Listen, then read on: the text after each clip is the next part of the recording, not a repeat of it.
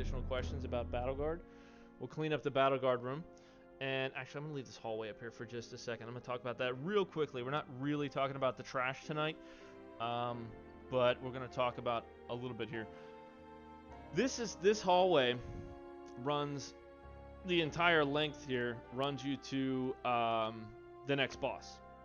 Runs you to Fankriss The Unyielding. And in this hallway, there are bug packs that you essentially, what you need to do is you're going to aggro them, and you're going to run down, grab a bunch of them. At a certain point, you'll AoE. Grab a bunch more, you'll AoE. Grab a bunch more, you'll AoE. As you run down the hallway. They respawn very quickly, and you cannot sit and drink, really. You cannot use totems. You cannot... There's a lot you can't do. It's kind of... It's almost like suppression room, but, you know, as far as, like, not dropping totems and staying moving when you're moving. But the thing is, you move the whole length of the hallway there.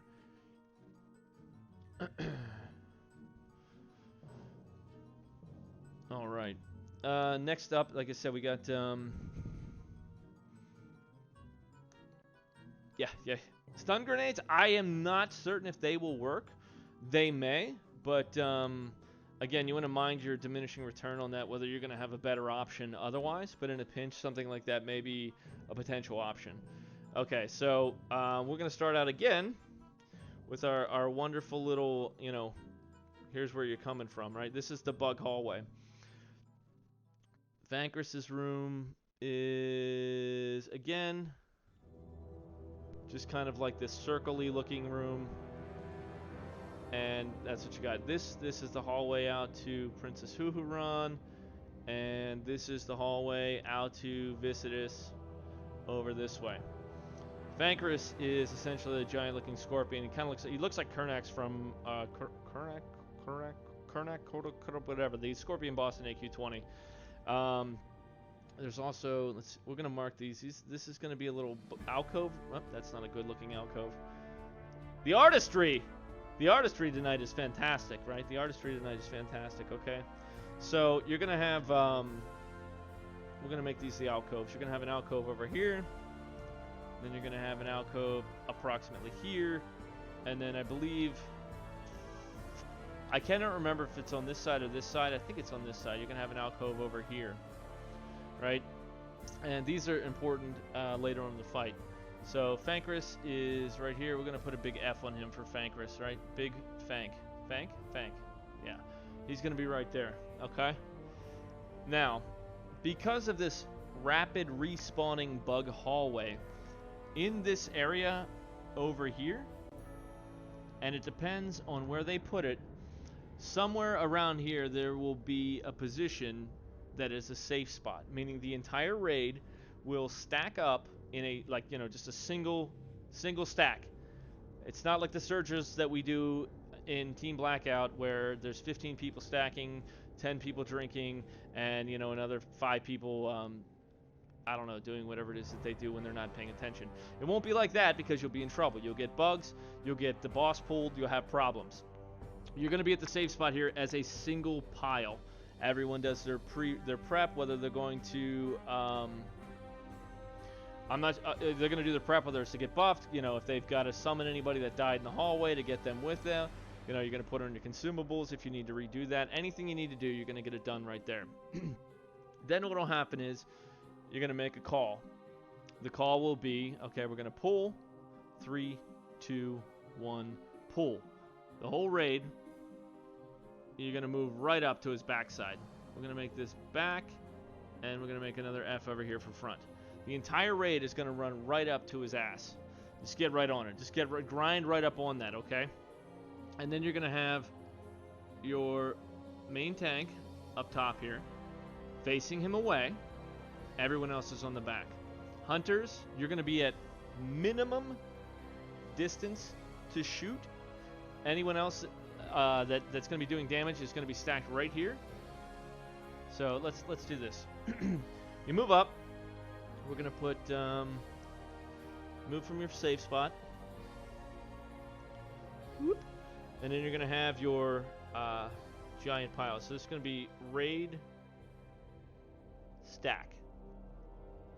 Okay, everyone stacks there. Everybody. Hunters, you may be, you know, hunters might be like right here. Something like that. They're not going to be far off. They want to be as close as they can. Okay. He has an ability that he does on the main tank. Whoever's got primary threat, Mortal Cleave? Mortal something. The gist of it is it does a stacking debuff on the main target by reduction in healing of 10% per stack. Maybe you want to go 4 stacks, 5 stacks. And while they're fighting, they're going to get these stacks. This person and the off-tank will be stacked back here with everybody. Because it's a cleave, it could potentially affect more than one target. So what you're going to want to do, he's going to come up. So you're going to have off-tank. Once this tank says, I got 4 stacks, I got 5 stacks. Off-tank comes up, taunts, and then the main tank will come back here with the stack so that he can reset his debuffs. That needs to be vocalized, and the healers need to know who those two people are. So you'll say, you know, hey, I got 4 stacks, I got 5 stacks, get ready for transition. And then the off-tank will say, okay, get ready, tank 2 taunt. And then the tank 2, you know, you can use the name, say Bob taunt, and then the healers know Bob taunted, it's on, and say it's on Bob, it's on Bob. And then the main tank will come back. Now, the other thing that happens during the fight is Fankriss will randomly port players to these locations, one at a time. One player will get put at one of those 3 locations. And while they're in this location, they're wrapped in a cocoon, right? Any one of these spots. Healers need to be watching for when this happens. When that happens, that's also when well, I think they start on the pool. On the pool, little bugs will spawn out of these spots. They're similar to the ones in the hallway here. They look like little ant spidery things. They'll spawn out here, and what'll happen is when they spawn, we're gonna put little legs on these guys, little antenna, it's little antennas.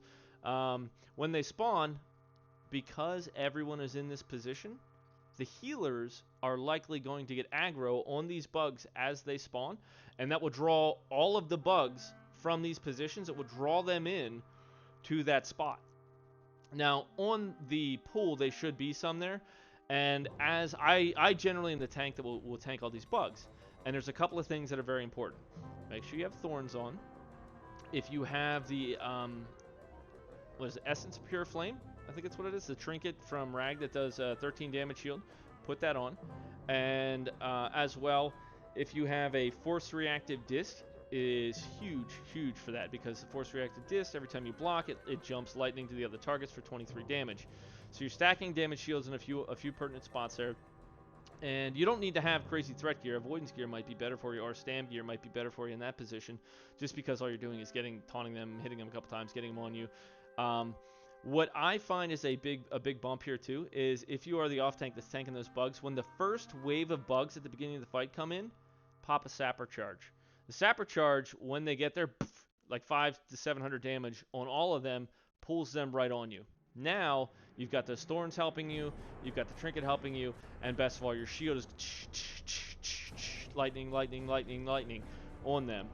So what happens, you'll get those, you're just going to stand there tanking them. You're just going to tank them, shield up, tank them. All the while the main tank, off tank are switching depending on the debuff stacks.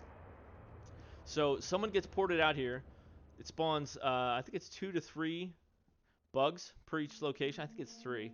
I think they spawn 3 bugs at each location here. I'm going to give him the little antennas on here. He's going to be a cute bug. Alright, put a little head, put the antenna. So you're going to have that. They're going to spawn, then they're going to run inward because of the healing aggro. And then what's going to happen? The shield, the Force Reactive Shield, is going to pull them onto you. Just the because you're blocking, what should be 9 targets. Now you're going to have, what, 18 targets? Is that right? No. Yeah, 18 target-ish, give or take, right? You're going to have that many on you. So the more that are blocking, the more it's proccing, the more damage it's doing, the more it's hitting, etc., etc. Plus, you're going to be spamming Demo Shout, maybe tabbing through, hitting Sunder, tabbing through, Sunder, tab through, Sunder, tab through, you know, hitting some of them kind of deal, just to keep as many of them on you as you can. Now, if you've done this, or you've done the suppression room, or you've done other rooms where you're fighting or tanking a large quantity of mobs at one time, you know when it's starting to get too much. So maybe after 2 or 3 waves, as that off tank I would then call AoE, AoE, AoE, meaning what everyone stops what they're doing and they're going to AoE all these bugs that are on me, right? Just to alleviate the amount of healing that I require and to make sure that I don't die because of it. You can tank a lot of them though. Now the other, that's the main tank off tank, and then you have your second tank. That's what they're going to be doing. Okay. Now the important or the part that's going to wipe you is not these two things. This is very simple to manage the debuff, and this is very simple to manage these ads. What's going to kill you is he will periodically summon the worm. Okay, we're going to make these the worm. They're the worm. They look like this. They smile at you, and they do a lot of damage. When you see the worm spawn, it doesn't matter if you are what you're doing. You need to stop. Every single DPS needs to stop attacking the boss. I don't care if you have combo points. I don't care if you have you're in execute phase. If whatever you're doing, you stop. You come over here and you kill this little worm. Put the skull on his head, right? We're gonna put the angry skull. You kill the worm, right? He can spawn anywhere between 1 to 3 of these at a time when he spawns them, and it is important to stop and kill them. After, I'm trying to remember the time frame.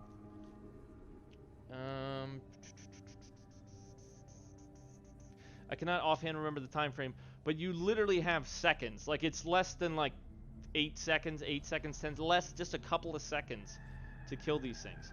If you do not kill them, they enrage and they will one shot. They will just start killing everybody in the raid.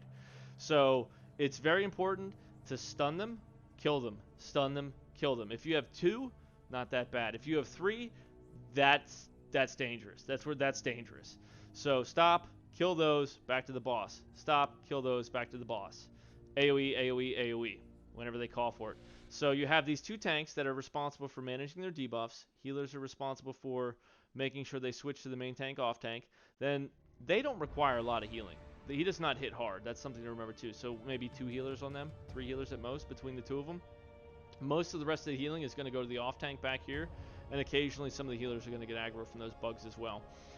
And then just these worms. So once the worms spawn, it's important to have someone that's got a good eye too, watching for those, and have a hotkey or keybind for marking markers like skull, X, box, whatever it is, and boom, they pop it on there. So it's like skull, X, box, boom, boom, boom, boom, boom. Everybody knows skull first, X second, box third, and they know what to do, you know? So it's boom, dead, boom, dead, boom, dead, back to the boss. And you just kind of wash, rinse, repeat this cycle until he dies. So you may flip back and forth 2 or 3 times on the tanks, maybe 4 times. Then you're going to AoE maybe twice or 3 times during the fight. And then you're going to kill these worms. You know, that could be 4 or 5 times, depending. So you're going to have those things to contend with. Let's see. Do I have anything else I missed here?